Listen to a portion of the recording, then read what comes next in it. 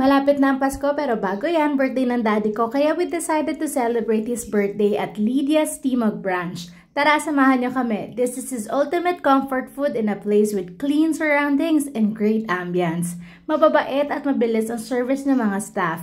May function room din silang ino-offer kaya perfect talaga dito for any occasion or get-together. Pagpasok mo pala makikita mo ng kanilang lechon na chinachop at bubungat din sa'yo ang mga offered dishes nila para mas lalo kang matakam at pwedeng-pwede na to order agad. Lydia's Lechon has always been our go-to not just for their whole lechon and cochinillo but also for unique options like lechon in a box tulad nito in-order namin.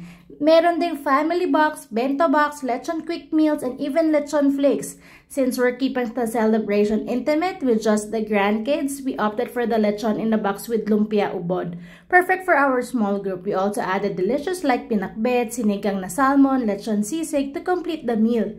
Iba pa rin talaga ang Lydia's Lechon. Ang lutong ng balat, ang juicy at ang lambot ng laman.